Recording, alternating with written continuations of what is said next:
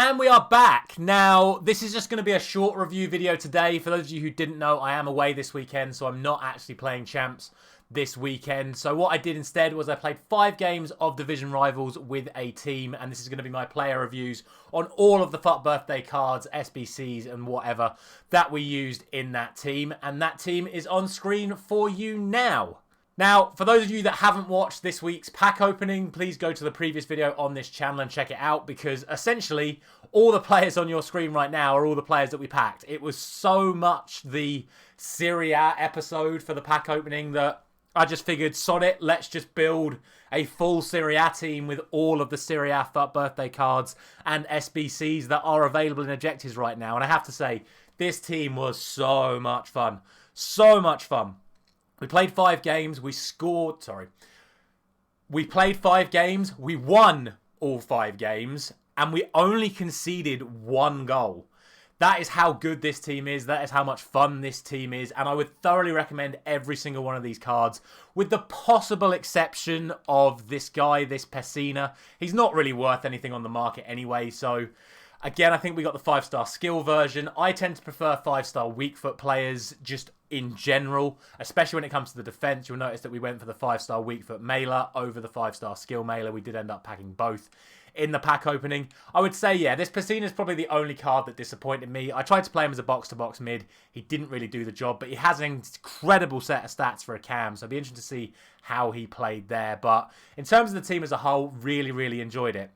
The goalkeeper is fantastic. I didn't expect much of Onana, but like I said, I only conceded 1 goal across these 5 games, and he made some phenomenal saves. Obviously, 5-star, 5-star. He's 6'3". He's relatively linkable because he plays for Inter Milan, but you're not going to get many links off of the Cameroon, so he's only really that great to get into a team if you've got Inter Milan players or Sami Eto'o. All in all, I wouldn't say he's as good as Lafont, because I think Lafont's just bigger in game and has much better links. But if you feel like picking up a Serie A goalkeeper, I would recommend Onana. We already talked about Mailer. He is absolutely solid, obviously going with the 5-star weak foot version. I feel 5-star weak foot is so much more useful on defenders. Plus, he's got 4-star skill anyway, so you can still turn out of tricky situations with him. You don't notice that he's 6'1" when he's on the ball. He feels really silky. He's got 81 agility and balance, so he's very good on the ball. And with the anchor chemistry style, basically 99 pace, really good defending, and you can seriously notice the physicals. He wins every header. He's really useful at corners as well. Wasn't able to score with him from a corner, but he looked dangerous, and unless you've got a ridiculously physical left winger running at you, he wins most physical battles, so would definitely recommend Mailer. Simon Kjaer is absolutely solid as anything. I played against 2 Mbappes and 2 Alawairans. He gave them absolutely nothing. With the shadow chemistry style, you don't notice the pace split. He feels absolutely lightning fast in game. Near perfect tackling stats, and of course he is very physical and at 6'3" with low high work rates. Really, really useful. Would recommend him. The only drawback once again is the fact, like I say, he's 5-star skill, not 5-star weak foot. Unless you're an absolute maniac, you're not going to be spamming flip-flaps inside your own penalty area. So 5-star skill isn't really that useful for me.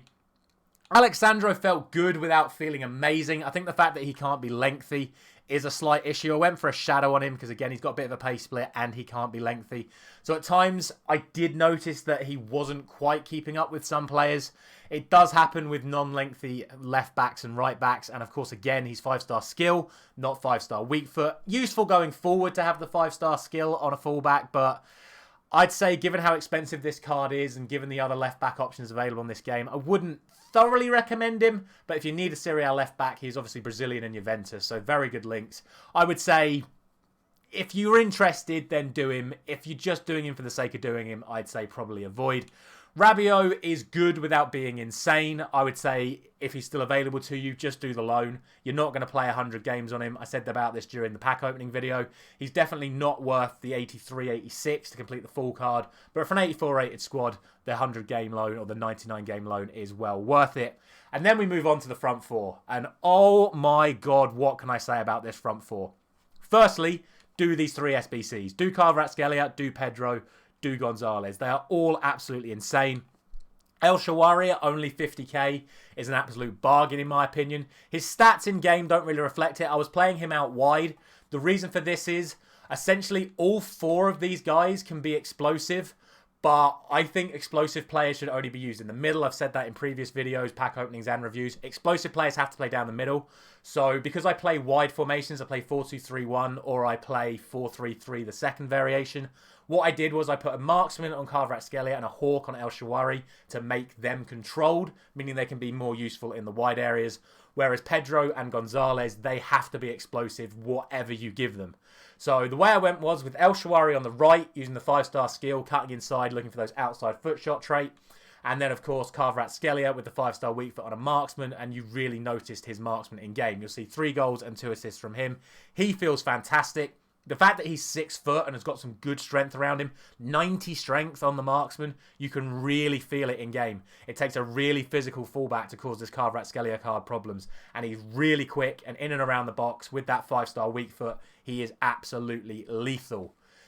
Then we move on to the front 2. And I said the front 4 was incredible, but these 2 in particular are absolutely lights out. Firstly, Pedro, who I played as the central striker. I played him as the forward in 4-3-3, the second variation, and I played him as the striker with Gonzalez as the cam, as the central cam in the 4-2-3-1. This Pedro is so much fun. High-low, 90 pace. We gave him the Hunter to boost him up to 98 pace overall. The only drawback on this card is that you can feel that he's not got 99 finishing. If he had 99 finishing, this would be one of the best strikers on the game. But because he's explosive, he's got that little bit of burst to get away from the centre-backs. Granted, those centre-backs catch up with him, but if you get him in and around the box, his shooting is good without being incredible. Like I say, he's not got 99 finishing, but then his passing comes into it. 92 vision, 91 short passing. He's feeding the players around him, and in that central striker position, if you can get that little burst away, be that just the burst of acceleration, using the 5-star skill, just to manipulate passing opportunities, that's where this Pedro card is so useful. And then because he's got the 5-star weak foot, he can then play those passes or take those shots if he creates the space. And the majority of the time, these plays were going to this man, Nico Gonzalez. 8 goals in 5 games from either cam or right wing. This is the most fun card I've used in a while. He is just so good. And like I said, because he's explosive, whatever you give him, I decided to embrace it a little bit further. So I gave him an engine, which puts him up to 94 agility and 97 balance. Basically puts his pace up to 99 as well. And he's untouchable. His dribbling feels absolutely ridiculous. And then again, he's got that 5-star weak foot, so you can manipulate chances. He only got the 1 assist, because like I said, he was the one on the end of all of the good work that Pedro was doing. So Pedro was creating the space with the 5-star skill and the ability and the passing. He'd slip it through to Gonzalez. And given the fact that he's only got 86 finishing, he actually felt like he had 99 finishing. And again, on the 5-star weak foot, he's just absolutely lethal. And considering to get this card, it's literally a 184 rated squad. If you've not done this card already, just do him. Even if you're going to use him as a sub, he is so much fun. He's Argentinian, he's Fiorentina. I think Fiorentina are going to pick up some cards during Team of the Season or through like Europa League and stuff. They are playing very good football at the moment. Fiorentina. So I'd look out for some good Fiorentina cards coming in the next few weeks and get this Gonzalez in your teams just for a bit of fun. I'm not going to say this is like a lights out meta card. He's not. He's a bit of fun. But that is what this entire event has been. That is what this entire team has been. And I would genuinely recommend pretty much every single card on here. They are either cheap to buy or cheap to craft. The only possible exception, like I say, is this Sandro that I think is possibly a smidge expensive for as good as he is. But the rest of this team was absolutely phenomenal. For my reviews on the likes of Hummels, Bamba, Baku, Hinkapai, and I've done the showdown for Meunier, those will come in next week's player review because, like I say, I am away this weekend. I've not got time to play more games. But if you have enjoyed today's review, let me know by liking the video. Subscribe to the channel. We do player reviews every single week now. Thank you very much for watching. I'll see you very soon.